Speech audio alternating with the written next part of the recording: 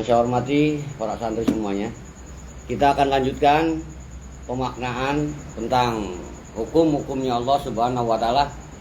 Semoga akan sampai kepada kita hikmahnya agar mudah untuk dilaksanakan.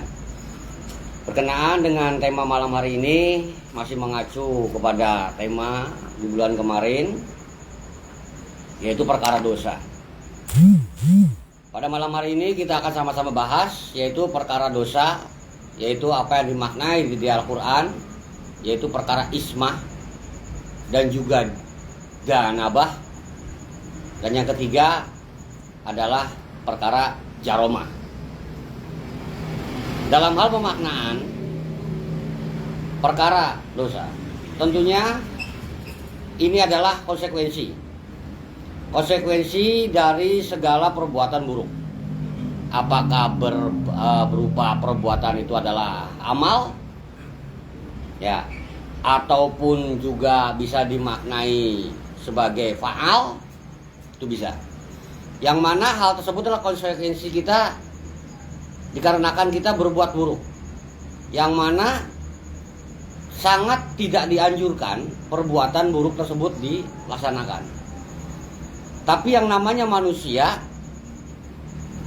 sudah terkodrati oleh alam, ya, baik itu yang ada di dalam diri maupun alam yang ada di luar diri. Alam yang ada di luar diri tentunya ada kanjeng setan yang selalu berbisik nongkrong di dalam hati. Nah, itu membisikkan bagaimana untuk menentang, bagaimana untuk tidak patuh, untuk tidak nurut, bagaimana untuk berlaku sewenang-wenang, bagaimana untuk menang sendiri, bagaimana agar harga diri nggak jatuh. Itu menurut versi dia, ya. Dan juga di luar diri perkaranya, yaitu alam dunia yang justru dengan godaannya tersendiri, ya, yang dimaksud dengan cinta dunia misalkan, ya, takut kehilangan, ya, kurang banyak, gitu tuh, mempertahankan sesuatu dengan menghalalkan segala cara. Nah, ini godaan-godaan. Dan ini konsekuensi. Dalam hal pemaknaan, dosa itu tidak bisa ditinggalkan. Ya. Tentunya bagi orang-orang yang memang tidak berniat untuk meninggalkannya. Yang senyatanya sudah diperintahkan. Dosa tidak bakal hilang, tidak bakal lenyap. Selagi manusia hidup, selagi di alam dunia ini masih ada kehidupan, pasti akan ada dosa.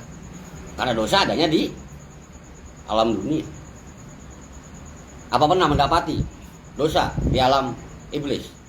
Atau sekalipun di alam setan? Tidak ada. Ya, justru karena mereka, iblis dan kanjeng setan, itulah justru, ya, yang ditugasi oleh Allah untuk menyebarluaskan laknat.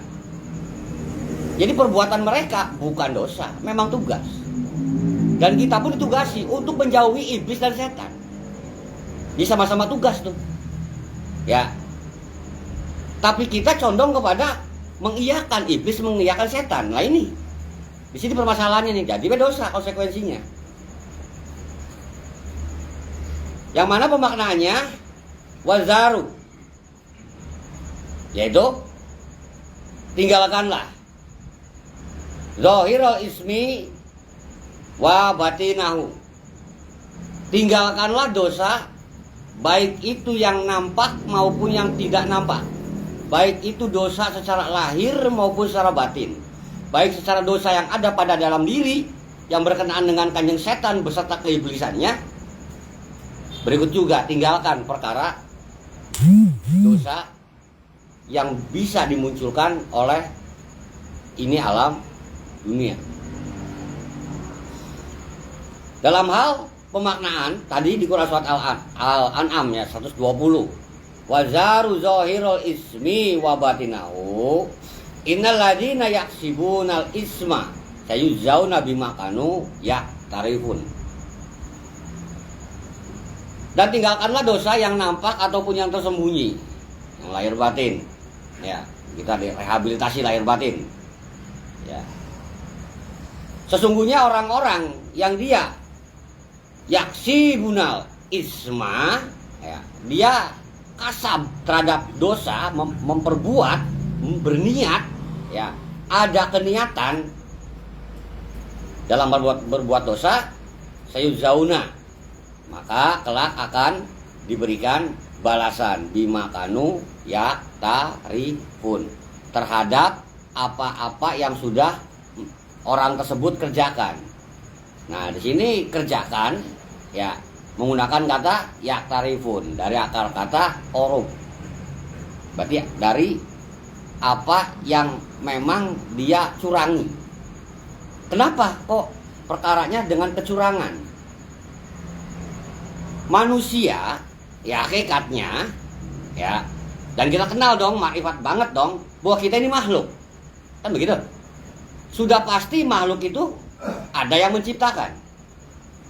Sang pencipta dong. Ya, alalahul halqu wal amru. Bahwa hak Allah itu menciptakan dan memerintah. Ini sepaket nih. Kita diciptakan, dijadikan oleh Allah, dan Allah pun menurunkan perintah. Dan kita diperintahkan salah satunya adalah untuk menjauhi, yaitu langkah-langkah setan, perbuatan setan, tipu daya setan. Harus wanti-wanti itu terhadap hal tersebut. Jangan pernah kita mengikuti. Itu perintahnya jelas tuh. Tiba-tiba kita mengikuti, ya, tiba-tiba kita melanggar perintah Allah. Disuruh jangan kayak setan, bahkan kita berbuat kayak setan. Nah, ini berarti ini selingkuh, korup, kecurangan. Ya, tidak sepatutnya Anda tidak menuruti kepada Allah karena Allah Tuhanmu. Tapi engkau tidak menuruti, ya jelas-jelas Anda di situ adalah yaktarifun. Dan itu akan dipertanggungjawabkan.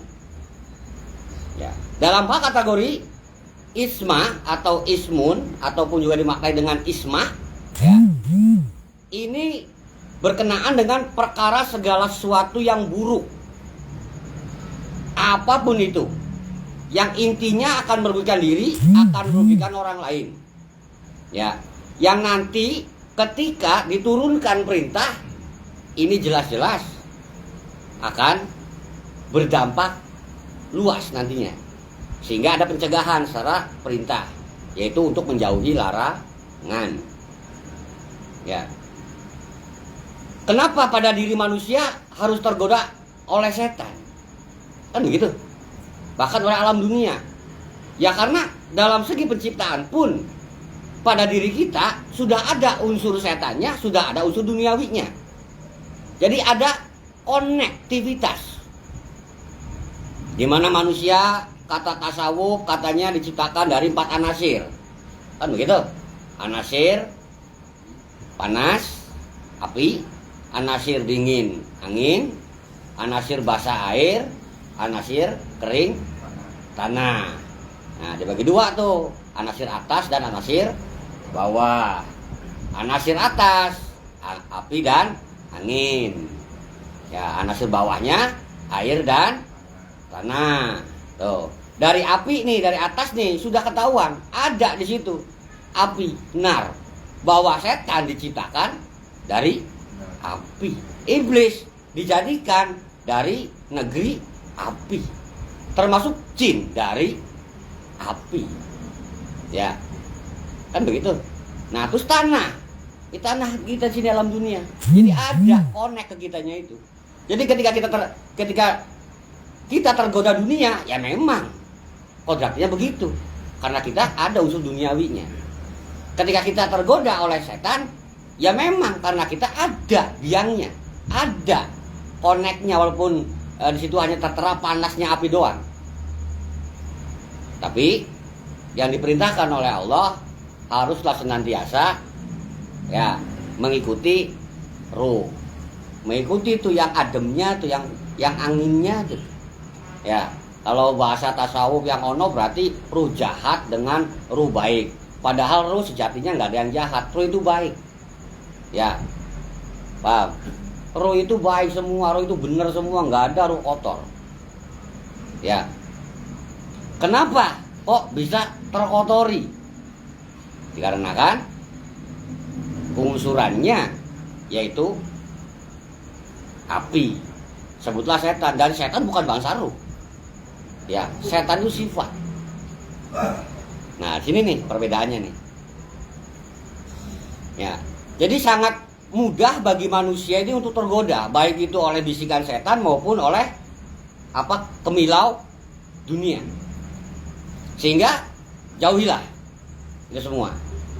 Yang mana dalam hal pemaknaan secara perbuatan, kita ambil misalkan surat Al-Maidah ya 6263 nih, tentang hal perkara apa yang diperbuat oleh mereka-mereka orang Yahudi. Ya, kita contohkan aja Yahudi ya. Kenapa kita harus mencontohkan Yahudi? Ya karena Al-Quran membahas. Kenapa Al-Quran membahas terus kita juga ikut membahas? Karena kita berpedoman pada Al-Quran.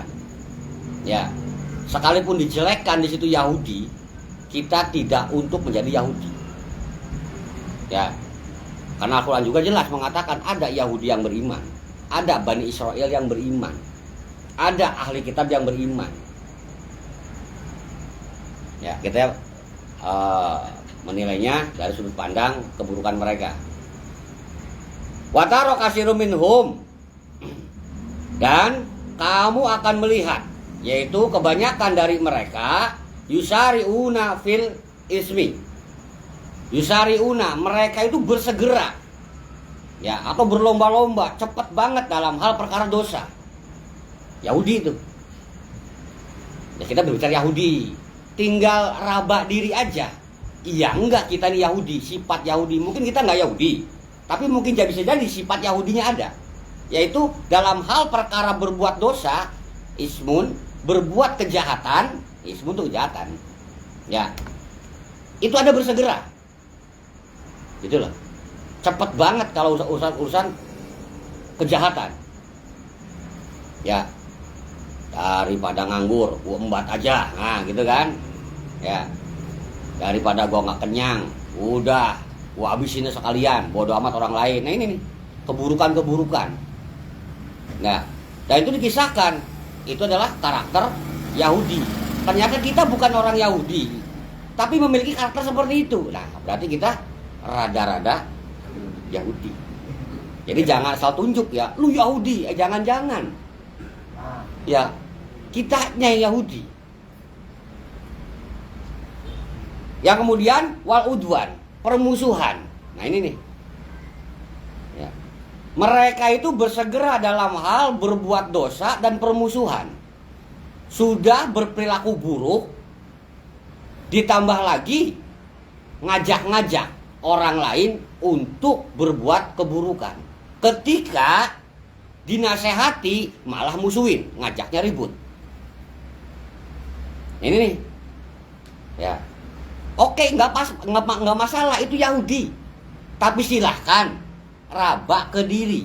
Jangan-jangan kita yang Yahudi nih, yang kata Al-Quran nih. Kan begitu.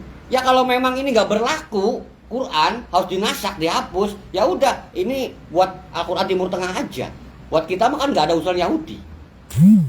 Ya, emang ada Sunda Yahudi? Nggak ada. Madura ada yang Yahudi ada? Ya, kenapa Al-Qur'annya tuh masih membahas itu aja? Kita kan gak Yahudi, kan begitu logikanya. Ternyata ini kesifatan yang tersiratnya tuh. Al-Qur'an gak pernah menjelekkan. Tapi untuk pelajaran kita, jangan-jangan bagi orang yang meyakini Al-Qur'an ini ada sifat keyahudian. Jadi mereka bersegera berbuat dosa, cepet banget gitu loh. Ya, permusuhan dalam artian mereka dalam hal mencari saingan, mencari musuh itu hobi banget gitu. Ya. Yang seharusnya kan ya bareng-bareng kan begitu. Urusan jualan, barangnya sama kan begitu. Ya udah harganya sama. Lah ini banding harga. Tuman, biar mati sekalian dia, biar bangkrut. Nah ini kan berarti menciptakan permusuhan. Ya. Sebelum permusuhan, berarti dia akan berbuat dosa, berbuat keburukan dengan menjatuhkan harga. Ya sedangkan sama aja gitu loh. 2.000 ya 2.000. Ya. Tapi kok si dia laris? Ya kita periksa. Mungkin dia dalam hal memberikan harga, servis, dia banyak bonusnya. Kita pelit. Nah ini nih, jadi mainnya di bonus gitu loh. Jangan pokok yang dipermainkan. Awas nih, Yahudi juga nantinya nih. Ya. Yang mana mereka juga wa aklihimus suhud. Mereka gemar memakan harta suhti. Ya, harta milik orang lain. Sebutlah dalam hal harta anak yatim misalkan. Ya, jatahnya fakir miskin. Telan gitu loh. Ya, duit apalagi tuh? Kotak amal masjid gitu ya. Ya, ditelan kotak-kotaknya. Hilang sih. Nah, itu harta maksudnya masuk kepada harta suhti. Zakat sama tuh harta suhti. Ya. Bansos juga sama tuh. Jangan dipermainkan, itu harta suhti itu. Ya.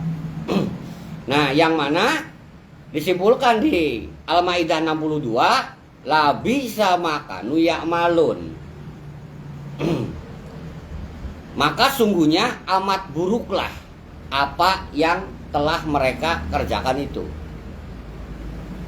La bisa, keburukan. Ya. Yaitu makanu ya'malun, terhadap apa yang mereka amaliyahkan. Pertanyaannya amal nih, perbuatan. Mau sengaja, mau nggak sengaja, yang pasti engkau menjalani kehidupan. Ya. Yang mana ada ayat yang ke-63, laula anhahumur rabbaniyuna. Ya. Dan orang-orang yang alim mereka, orang-orang alim mereka atau ulama mereka, Yahudi nih. Jadi Yahudi juga punya ulama. Sebutlah mereka punya tokoh agama spiritual gitu kan. No.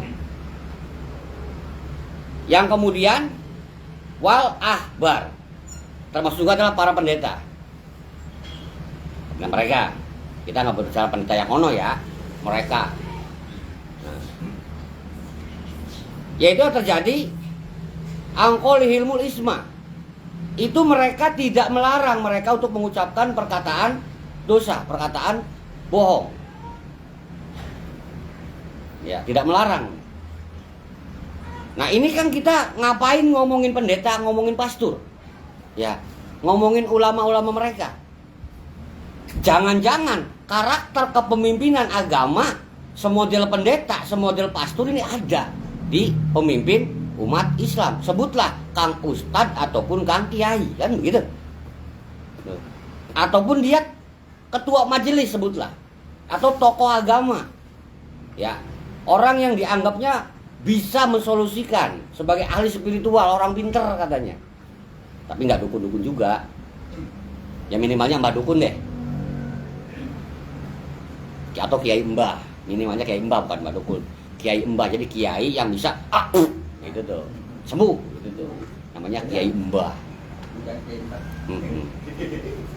Ya barangkali kiai mbah kepanjangan sebut aja Ilah Sandi gitu aja. Simpel. Amin gitu.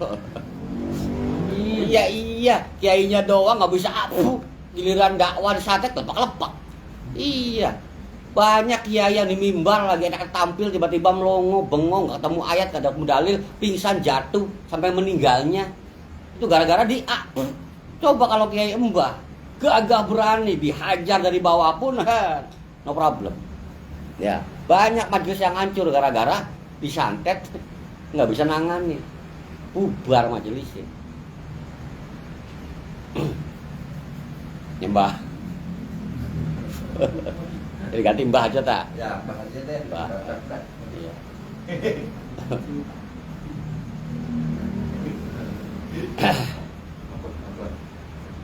Bahwa mereka ya itu tidak melarang, justru malah ngebotoi gitu loh, malah menyuruh, kan aneh.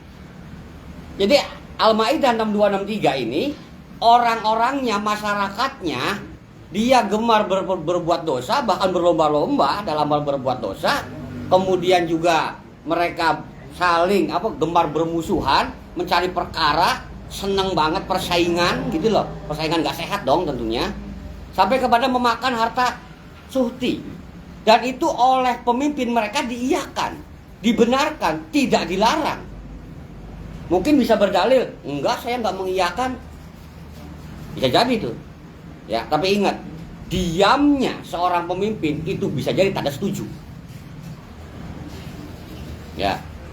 Diamnya tokoh masyarakat terhadap sesuatu keburukan, walaupun dia dalam batinnya menolak, tapi dia diam, tidak menolak, itu hakikatnya setuju. Maka untuk menjadi tokoh itu harus mutlak punya keberanian untuk berkata no, orang, tidak, gitu tuh. Ya harus bisa menolak. Nah, termasuk juga adalah wa aklihimu suhud, juga memakan harta suhti. Nah, kesimpulan di ayat 63 Al-Maidah, labi sama kanu yasnaun. Tadi kan ya malun, ya kan? Nah di sini yasnaun, yang dimaknai dengan apa tuh? Yasnaun, sin sod ya, sod nun ain, sod nun ain, berarti perbuatan sanaun. Contoh misalkan perbuatan, berarti ini karakternya adalah contoh dalam ayat Nabi Nuh, misalkan Nabi Nuh misalkan dalam membuat perahu, wayas naul fulka atau fulk, ya. Dan wahai Nuh, buatlah olehmu perahu. Yasnau, ya, berbuat. Apakah Nabi Nuh bisa membuat perahu? Oh tidak. Nabi Nuh itu asli dibimbing oleh kewahyuan. Sebab pada masa itu belum ada, ya, transportasi air itu belum ada. Nabi Idris itu nggak pernah membuat transportasi air. Tapi di zaman Nabi Nuh nih baru ada alat transportasi air. Itu perahu dan gede. Jadi mutlak bimbingan Jibril. Ya, dari mulai memotong kayu, membelah, memasang segala macam finishingnya itu mutlak yasna'u, atas bimbingan. Nah, jadi yang dimaksud dengan labisa makanu yasna'un, dan teramat buruklah apa yang mereka kerjakan, yaitu apa yang mereka bimbingkan kepada kaum. Nah, dalam hal kategori dosa ismah, ya, itu bisa terjadi kepada orang awam, bisa juga terjadi kepada orang yang berilmu. Makanya di awal dibilang ini kodrati, manusia itu pasti nyenggol ke dosa.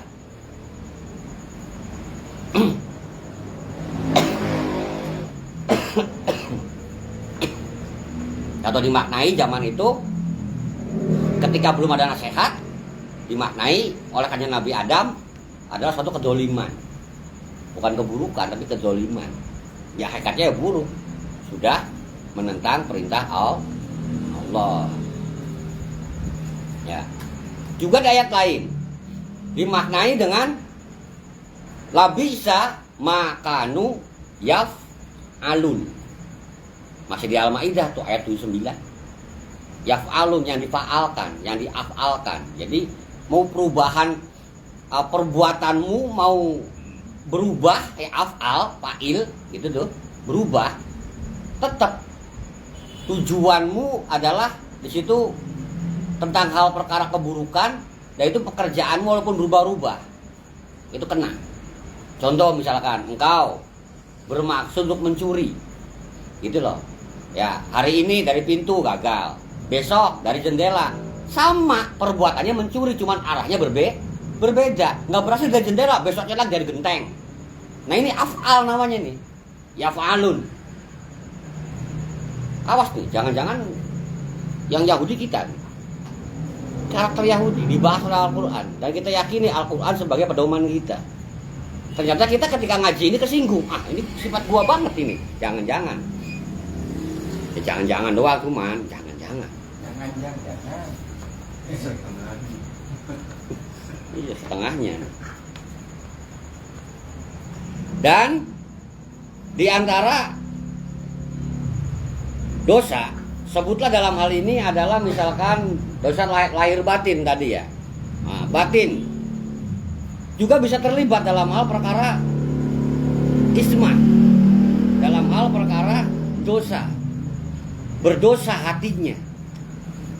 Ya, Al-Baqarah 283. Kita ambil kalimat yang akhir.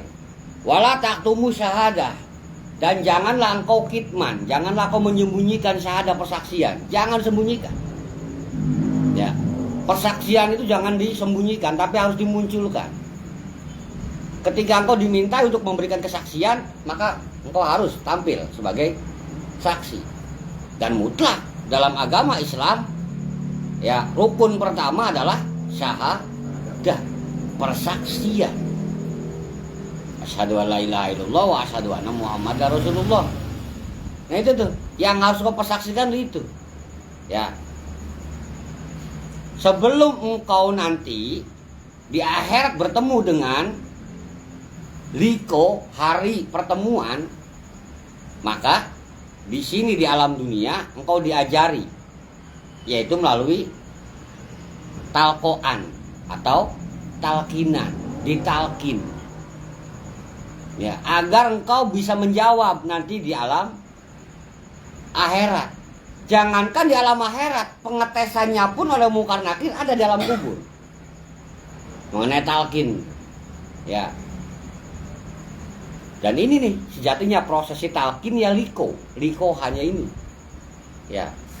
Bukan yang mati dinasehatin, emang bisa denger. Ya walau alam, ya udah biarin. Ya biarin. Toh kita kan nggak kerugian apa-apa gitu. Kita cuma dengan amin doang kok. Ya, bubar dari pemakaman dapat pekakak, beres itu selesai. Wah ini haram segala macam. Lu emang siapa, Ustad? Lu kiai, lu ulama. Ya, kalau kita nggak punya kekuasaan tentang itu, jangan pernah berbicara itu. Nanti di debat, lu mah ngamuk-ngamuk nantinya. Ya, nggak terima nanti ngomong ke gurunya. Wah repot nantinya tuh. Juga dalam hal perkara wala taktumu syahadah, janganlah engkau menyembunyikan persaksian. Wa ma yaktumha, apabila engkau menyembunyikannya fa innahu atimu qalbu, maka yang terjadi sejatinya adalah hatimu, qalbumu berdosa. Tuh. Ya. Mengenai persaksian. Oke, jangan persaksian mengenai syahadat tauhid syahadat Rasul lah. Persaksian engkau mengetahui ajalah. Ya. Temenmu nyolong gitu loh. Itu aja gampang nih. Tiba-tiba teman tertangkap dan kau diminta untuk bersaksi. Gimana? Mau menegakkan persaksian apa bela teman? Ya bela temen lah, kan masih saudara, Yahudi. Hati-hati loh. Ya. Ya kan berbohong demi kebaikan boleh, Yahudi. Hati-hati. Itu Yahudi karakternya. Ya. Berbohong demi kebaikan boleh, Yahudi. Sama halnya dengan ya memusnahkan kemungkaran dengan ngebom, mati semua, Yahudi.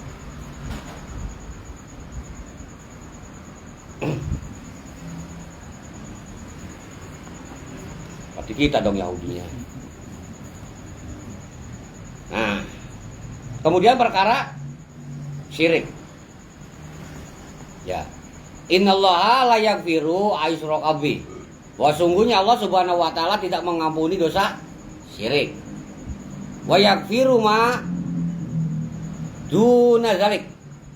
Tapi Allah Subhanahu wa taala mengampuni dosa selain hal tersebut atau selain syirik, lima yasa, kepada orang yang dikehendaki oleh Allah. Jadi ada kehendak Allah juga, ada syarat ketentuan berlaku. Ya, sekalipun engkau tidak syirik dan engkau memohon ampun, tetap Allah mempunyai kehendak. Ada kudrat irodat yang harus engkau lewati dulu. Ya. Berdosa kok sholat, berdosa kok puasa, berdosa kok zakat, ya salah ya. Taubat dulu, mohon ampun dulu, nanti syaratnya itu.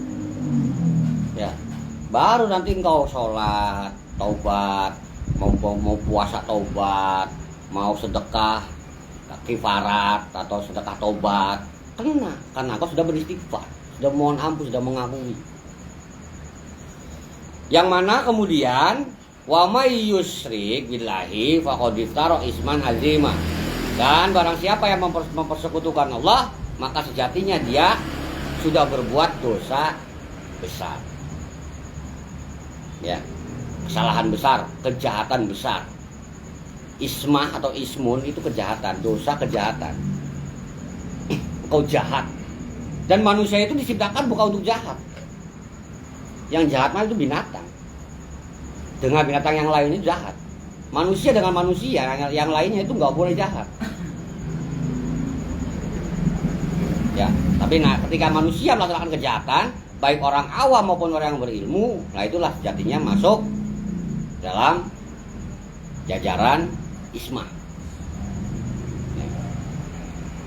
Ya, perkara ismah tuh gampang ya. Banyak kalau dibahas mah 16 lembar. Ismah, ismun. Ini janif. Yang bawahnya masih ada lagi jaromah, tenang. Sampai jam 12. Ngopi-ngopi aja nggak apa-apa. Iya, kan bulan kemarin libur ya, minggu kemarin libur ya. Harusnya ini kan tuntas 2 minggu sekali nih. Ternyata borongan. Kemudian ketika manusia ya tadi di perkara ismah itu orang awam maupun orang berilmu melaksanakan keburukan. Oke, normalnya seperti itu, keburukan. Kemudian tiba-tiba Allah Subhanahu wa taala menurunkan nabi, menurunkan panduan tentang hal perkara benar dan perkara salah. Sehingga sampailah perkara benar dan salah tersebut kepada kita. Sehingga kita menyadari dong, waduh iya, salah. Ya, maklum kemarin saya belum ngerti. Padahal ya emang belum ngerti. Ya. Ternyata ada hukumnya ya, kan begitu. Begitu duduk di kajian, ngerti. Begitu disampaikan ketauhidan, kita ngeh bahwa itu adalah sebuah kesalahan. Maka kita akuin dong. Ya, kita mohonkan dong ampunan pada Allah Subhanahu wa taala. Ya. Nah, itu namanya ganabah.